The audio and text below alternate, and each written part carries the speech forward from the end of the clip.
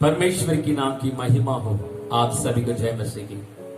मेरे प्रियो, आज के इस दिन में इस वीडियो के द्वारा आप लोगों से मिलने में मैं बहुत खुश हूं। हाँ मेरे प्रियो, हमारे जीवन में जब हम किसी दूसरे से मिलने के लिए जाते हैं, कई बार जब हम दूसरे से बातें करते हैं, जब कभी दूसरे कोई हमसे बातें करता है कि अपने बारे में ज्यादा तारीफ करते हैं, अपने बारे में ज्यादा तारीफ करते हैं और ये सोच के इस प्रकार तारीफ करते हैं ताकि मेरे सामने वाला मेरे बारे में और अच्छा सोच ले और मेरे लिए एक अच्छा नाम मिल सके।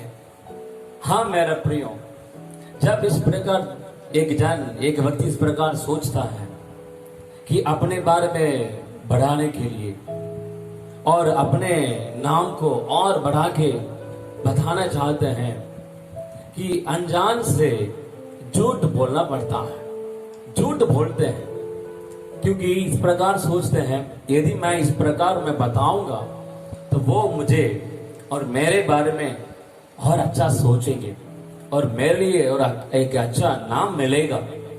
इस प्रकार सोच के कई बार झूठ भी बोलते हैं। कई बार हम भी हमारे जीवन में जब हम दूसरे से बातें करते थे झूठ बोल चुके हैं। हमारे परिवार के बारे में और अपने बारे में हम झूठ बोलते हैं, यानी कि हमारे लिए एक अच्छा नाम मिलने के लिए, ताकि दूसरे कोई हमारे बारे में सुनने के बाद हमें तारीफ कर सके।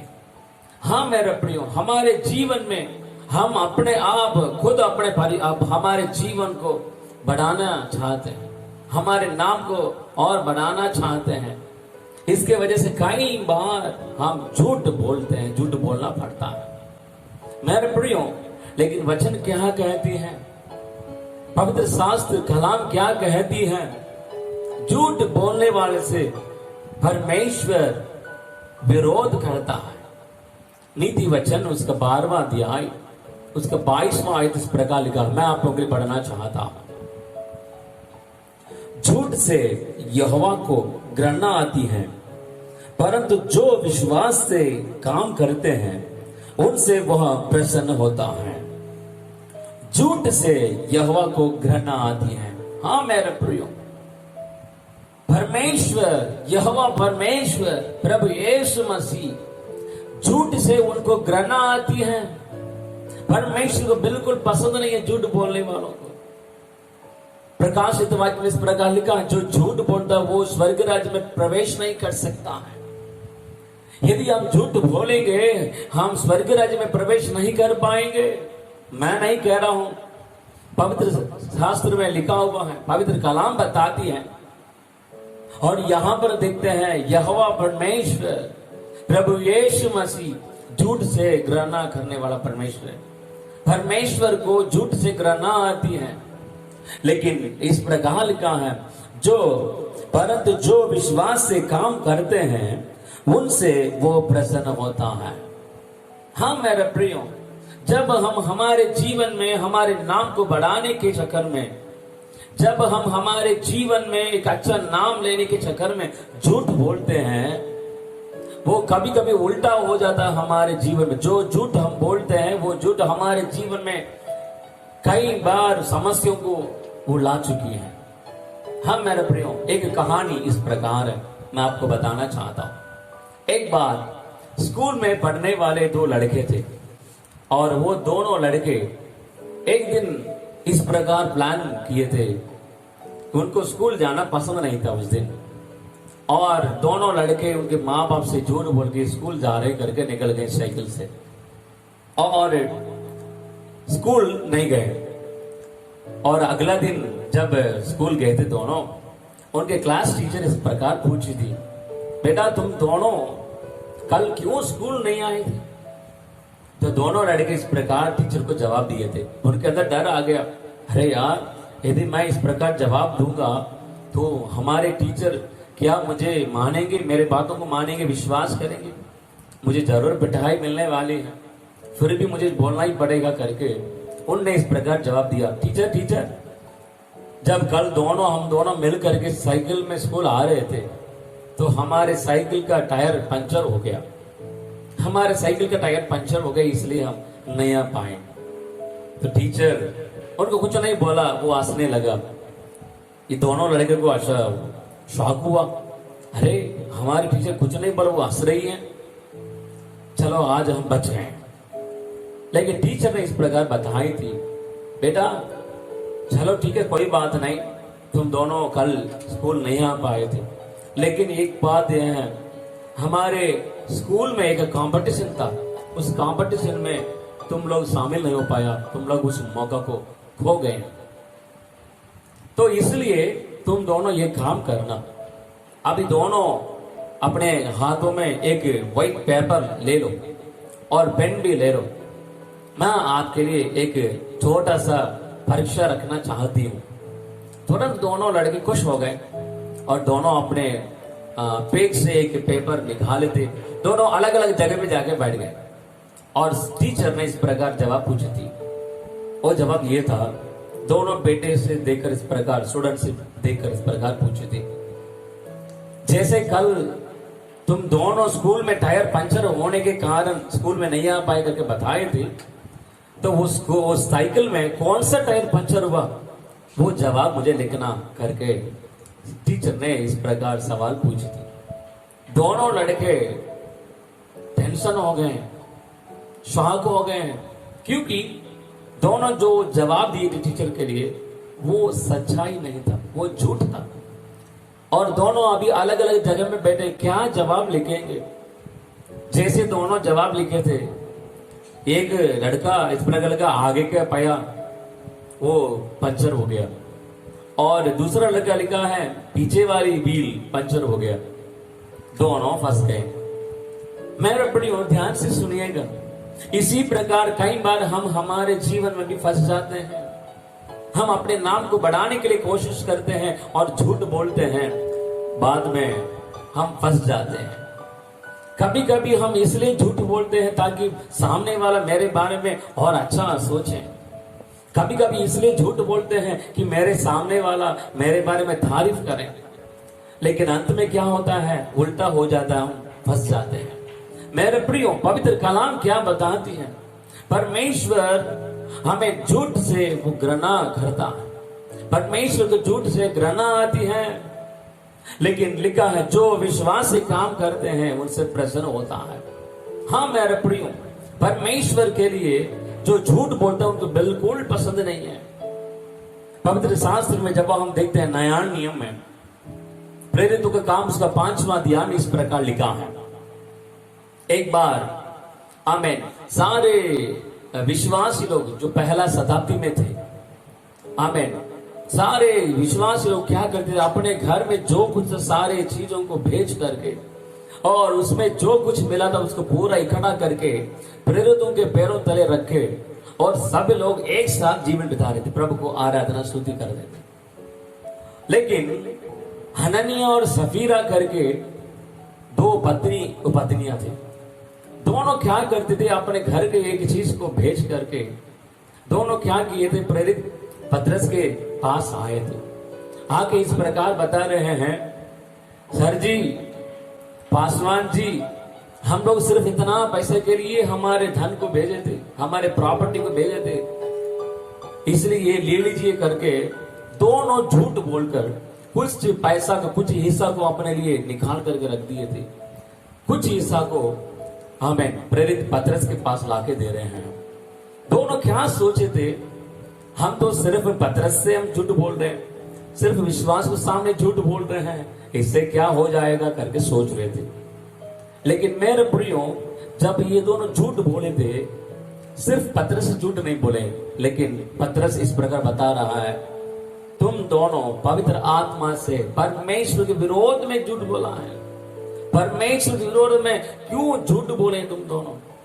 जैसे पतरस इस प्रकार बताया था, दोनों उसी पल उसी जगह में नीचे गिर के मर गए, खत्म हो गए।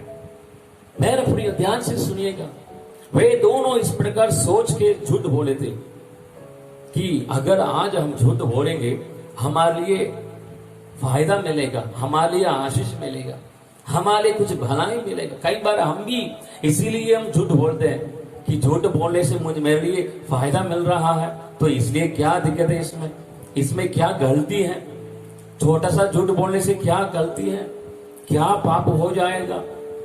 कई बार हम इस प्रकार सोच के झूठ बोलते हैं, लेकिन अंत में हननिया और सफीरा जैसे हम फंस जाते हैं।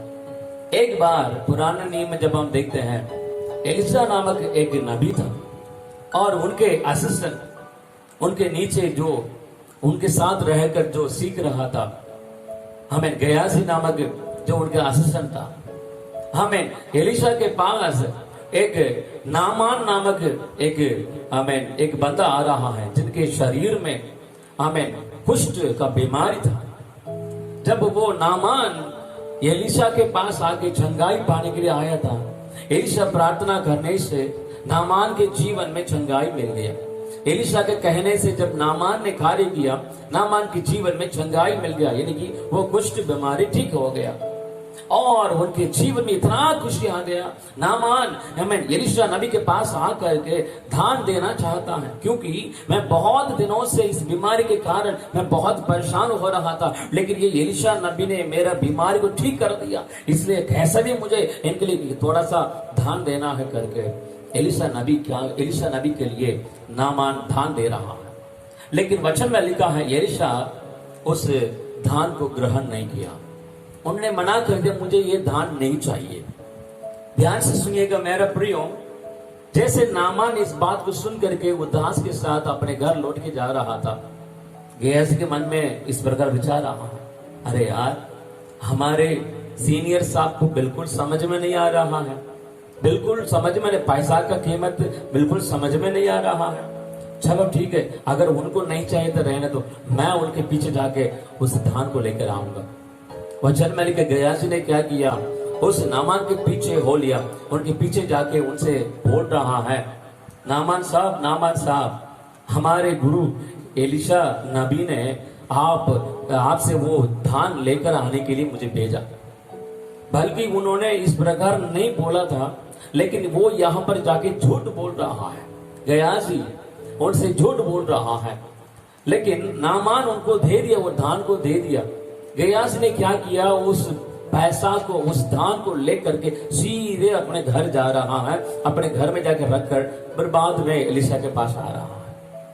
गयासी सोचा था एलिशा को ये नहीं पता होगा, लेकिन परमेश्वर एलिशा के जीवन में उसको प्रकट कर दिया। जब गयासी एलिशा के पास आके खड़ा था, एलिशा नबी इस प्रकार पूछ रहा, तू कहां से आ रहा है, तू कहां गया था? तो गयासी बोल रहा है, सर जी, मैं और कहीं से नहीं आ रहा, मैं अपने घर से आ रहा हूं, मैं कहीं नहीं गया था। एलिशा ने बोला था, क्या तुम्हारे घर में, क्या तुम्हारे पास उस नामान का पैसा, कपड़ा नहीं है जो तुमने झूठ बोल के मेरे नाम से लेकर आया था? क्या वो तुम्हारे पास नहीं है? जैसे एलिशा नबी इस प्रकार बोला था, उसी पल उस गयास के शरीर में वो कुष्ठ बीमारी आ गया। उसी घड़ी में, उसी क्षण में गयासी के शरीर में वो बीमारी आ गया। ध्यान से सुनिएगा मेरा प्रियो, गयासी थोड़ा सा पैसा के लालच में झूठ बोलने के कारण, एक छोटा सा झूठ बोलने से मेरे लिए धान मिल जाएगा, एक छोटा सा झूठ बोलने से मेरे लिए पैसा मिल जाएगा और मेरे लिए एक अच्छा नाम मिलेगा करके गयासी झूठ बोलने के कारण वचन में लिखा है। उसके बाद हम गयासी के बारे में, उनका इतिहास को बिल्कुल हम देख ही नहीं पाते हैं। हाँ मेरा प्रियो, कई बार हमारे जीवन में भी इसी प्रकार होता है, हम झूठ बोलने से हमारे लिए फायदा मिल रहा है, तो इसमें क्या गलती है भाई साहब? छोटा सा झूठ बोलने से हमारे लिए बहुत बड़ा हमें फायदा मिल रहा है, पैसा मिल रहा है, आशीष मिल रहा है, तो ये छोटा सा झूठ बोलने से क्या गलती है? हम इस प्रकार सोच के हम झूठ बोलते हैं मेरे प्रियो, लेकिन हमारे जीवन में वो बीमारी को लाता है, लेकिन हमारे जीवन में वो समस्याओं को लाता है, वो हमारे लिए वो पाप बन जाता है मेरे प्रियो। इसलिए वचन में लिखा है, यहोवा को झूठ से घृणा आती है, लेकिन जो विश्वास से काम करता है उनसे वो प्रसन्न होता है।